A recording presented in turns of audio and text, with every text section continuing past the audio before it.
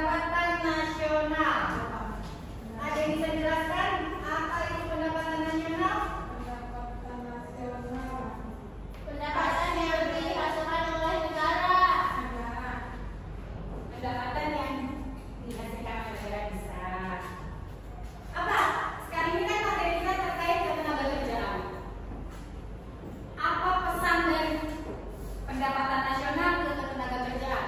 Apakah ada kaitannya dari pendapatan nasional ke ketenaga kerjaan? Ada. Apa? Coba bisa dijelaskan teman-teman? Korupsi. Korupsi? Kan terkadang kan ke tenaga kerja nih, dia kan dia tenaga kerja sipil bisa dia bekerja untuk negara, tapi kadang pendapatan negara itu kadang diambil sama tenaga kerja. Itulah yang mendapatkannya. Jadi gini, ketenaga kerjaan di sini ini keterkaitan dengan pendapatan nasional. Ketika ketenaga kerja, seorang tenaga kerja tidak kompeten, tidak terampil, apakah pendapatan nasional kita akan naik? Tidak. Nah, berarti bukan termasuk ke dalam korupsinya. Mungkin kalau untuk korupsinya sendiri itu bukan termasuk ke dalam berkurangnya pendapatan nasional. Yang kita bahas hari ini tentang ketenaga kerjaannya. Orang yang bekerja, Bu. Ya, orang yang bekerja sehingga dia bisa untuk meningkatkan pendapatan nasional di suatu negara ataupun daerah.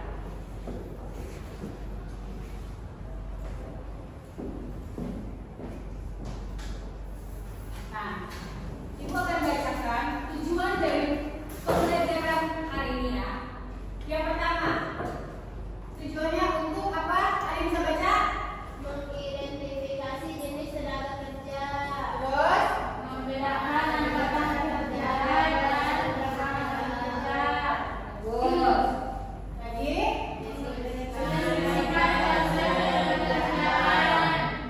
Menganalisis masalah tenaga kerjaan dan memberikan solusi mengatasi masalah tenaga kerjaan. sedikit banyaknya apakah sudah ada yang paham dari tujuan pembelajaran ini? Ada mengidentifikasi jenis tenaga kerja kayak buruh, kayak PNS, Oke. kayak apa ya, karyawan swasta, kuli bangunan, Oke. gitu ya. Ya, itu termasuk jenis-jenisnya ya. Jenis-jenis ketenaga kerjaan itu sebetulnya banyak banget. Ada yang terampil, ada yang tidak terampil. Oke. Selanjutnya, nah ketenaga kerjaan di sini segala hal yang berkaitan dengan tenaga kerja termasuk pengadaan, penggunaan dan pengelolaan tenaga kerja. Nah, di sini ada yang tahu nggak dari maksud dari pengelolaan tenaga kerja ini maksudnya gimana? Ada yang bisa tahu? Sesuai dengan ini tadi ya, bidangnya ya. Ya bisa. Jadi pengelolaan tenaga kerja maksudnya bisa seperti pembinaan yang dikelola dari sebuah instansi, dikelola tenaga kerjanya, dipilih yang terampil, dipilih yang ini memang punya keterampilan khusus yang bisa meningkatkan pendapatan di suatu perusahaan itu sendiri. Selanjutnya di sini ada konsep tenaga kerja. Ada yang bisa baca, bantu ibu baca untuk konsepnya bagaimana? Ketenaga kerjaan. Ketenaga kerjaan merupakan suatu sistem yang mengatur hubungan antara tenaga kerja, pengusaha dan pemerintah dalam rangka meningkatkan kesetaraan, kesejahteraan tenaga kerja dan meningkatkan produktivitas. Bagus. Nah, menurut Undang-Undang Nomor 13 Tahun 2003, ketenaga kerjaan adalah suatu hal yang berhubungan dengan tenaga kerja yang pada waktu sebelum, selama, dan sesudah masa kerja. Nah, tenaga kerja ini sendiri, setiap orang itu mampu melakukan pekerjaan guna menghasilkan apa? Barang atau jasa. Nah, baik untuk memenuhi kebutuhan sendiri maupun untuk masyarakat luas. Nah, di sini ada yang bisa jelaskan terkait tenaga kerja manual. Contohnya apa sih tenaga kerja manual itu? Ada yang bisa dijelasin? Kuli. Tenaga kerja. Oke, kuli bisa. Apa? Guru angkut ya bisa, karena dia melakukannya pakai fisik ya. Semua tenaganya dikerahkan untuk bisa angkut semen, karena memang keahliannya hanya di situ. Ojek payung. Nah bisa, itu termasuk fisik karena dia bawa payung ya, untuk kasih customer, untuk membawa atau segala macam. Nah contoh dari tenaga kerja yang manual itu seperti apa? Kasir ya. Tapi dia bisa pakai fisik ya? Kalau kasir. Pakai tangan. Non fisik. Nah tenaga kerja yang non fisik itu bisa melalui sistem. Dia tidak perlu melakukan usaha karena memang sudah tersistem dengan baik. Dia cuma mengolah komputerisasinya sehingga semua bisa berjalan seperti di pabrik. Pabrik itu menggunakan apa? Alat. Nah contohnya seperti itu. Kalau tenaga kerja terampil, tenaga kerja yang memiliki keterampilan khusus. Desainer. Contohnya desainer, dokter. Tapi kalian ada tahu nggak sih tenaga kerja terampil ini itu harus ada syarat-syarat apa sih yang harus dilengkapi sehingga sertifikat keahlian ya, sertifikat keahlian. Nah kalau tenaga kerja tidak terampil bisa, tapi dia punya keterampilan, dia bisa nyuci. Gitu. Jadi tenaga tidak terampil dibandingkan dengan tenaga terampil. Yang tidak terampil itu tidak perlu memiliki sertifikat khusus keterampilan, sehingga dia tetap bisa bekerja. Seperti pedagang. Dia memang punya keterampilan, dia bisa masak, tapi dia tidak perlu mempunyai sertifikat khusus yang perlu diserahkan ke orang-orang ini. Saya punya sertifikatnya loh. Itu tidak perlu. Mungkin kalau dia kayak koki, dia harus punya sertifikat terampil. Pembantu juga. Nah, pembantu pun juga Harus ada sertifikat. Nah, sekarang itu ada pembantu rumah tangga. Mungkin kalau untuk yang di rumah-rumah ya, kalau mungkin yang punya sertifikat itu hanya untuk yang sudah punya yayasan-yayasan. Dia harus bisa punya keterampilan khusus atau apa, karena Baby care. ya kayak semacam baby. Ya gitu, oke. Nah, bagus. Nah, manfaat-manfaat ketenaga kerja di sini yang pertama itu meningkatkan produktivitas, yang kedua meningkatkan efisiensi, meningkatkan kualitas hidup, meningkatkan pendapatan, meningkatkan kesejahteraan masyarakat. Kalau di sini meningkatkan kualitas hidup, apa sih maksudnya nih? Kualitasnya jadi baik. Kualitasnya? Tidak baik menjadi baik. Oke, bisa. Ada lagi? Ada yang bisa menjelaskan lagi meningkatkan kualitas hidup ini maksudnya apa? Maksudnya dari meningkatkan kualitas hidup itu penyetaraan yang tadinya berawal dari yang tidak mampu mendapatkan dia pendapatan, dia bekerja, dia punya skill, dia punya keterampilan, dia meningkatkan kualitas hidup. Yang tadinya dia nggak bisa beli beras, dia jadi bisa beli beras karena dia mempunyai pendapatan. Seperti itu. Nah, balik lagi di sini meningkatkan pendapatan. Nah, ini salah satu manfaatnya. Kenapa? Meningkatkan kualitas hidup. Ketika kualitas hidup dia menaik, otomatis apa? Pendapatannya naik. Sehingga dia bisa apa? Meningkatkan kesejahteraan. Nah, di sini ada peran-peran dari tenaga kerja itu sendiri. Yang pertama meningkatkan produksi, yang kedua meningkatkan jasa, yang ketiga meningkatkan pendapatan negara, yang keempat meningkatkan kesejahteraan masyarakat. Sama definisinya peran dan manfaat itu sama, hampir sama.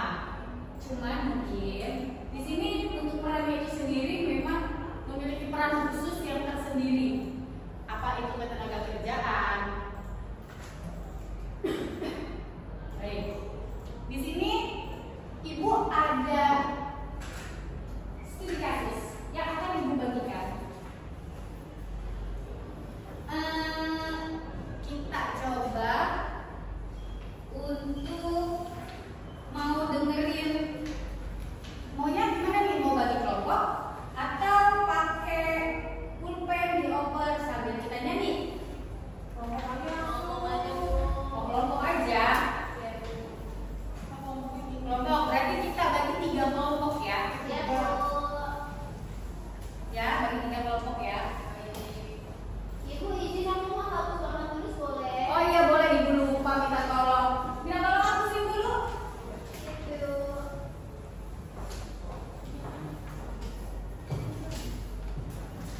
nggak kebagian semua ya. Kamu mau sebelahan atau Bu Penny ke Andini? Geser-geser aja ya. Kamu bisa open ke teman kamu? Aku sama Tono. Ya, boleh. Tapi yang ada jauh ya. Aku ke Penny. Aku sama Tono. Ini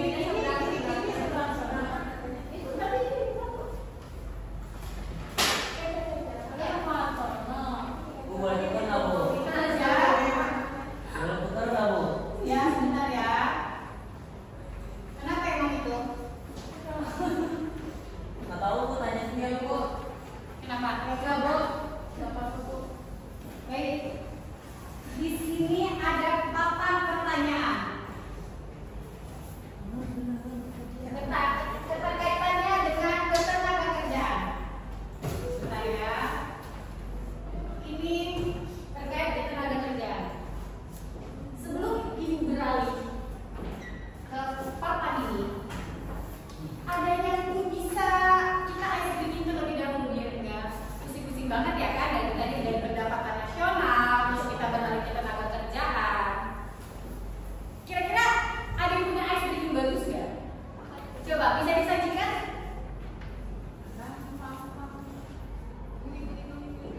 Ayo. Ada yang bisa mensajikan ice breaking? Sansa. Boleh. Ayo sambil ibu menyiapkan papan.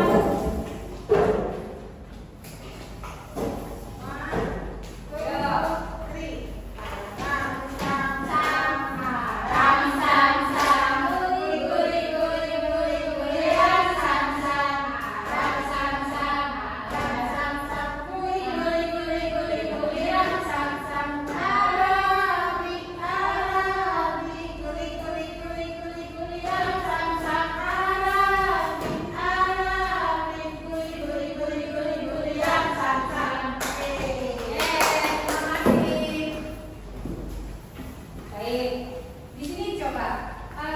Di sini kan sudah ada soal 5 soal. Karena memang banyak yang nggak masuk, kita bagi 3 kelompok. Sebetulnya ibu pengennya tuh kita bagi pulpen. Kalau dibagi pulpen, kebagian semua untuk 5 soal. Nah.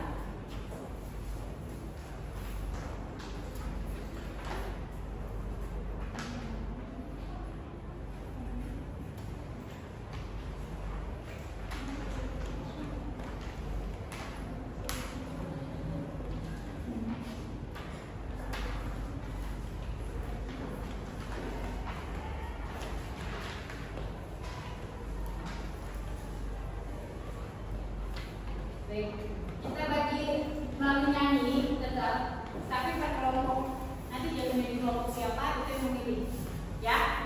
Baik, dimulai dari siapa nih? Dari depan dulu ya, kanan kiri. Kanan, benar bagus, Bu. Kanan ibu atau kanan kamu? Kanan kita. Kanan kita, baik. Ayo, nyanyi dulu. Ada foto BPK.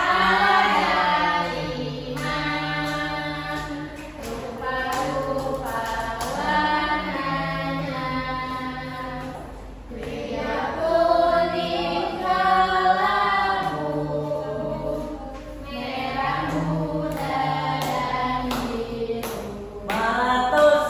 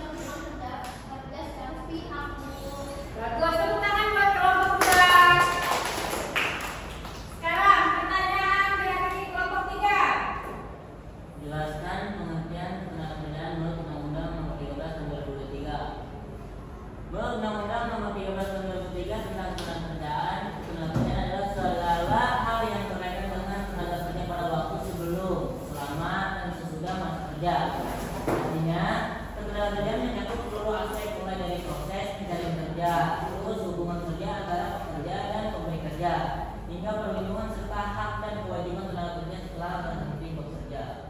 Bagus. Tepuk tangan buat semua. Jadi sudah paham belum apa sih itu ketenaga kerjaan? Dari materi yang Ibu sampaikan hari ini, apakah sudah paham semua atau belum? Paham. Sudah paham ya? Jadi kesimpulannya yaitu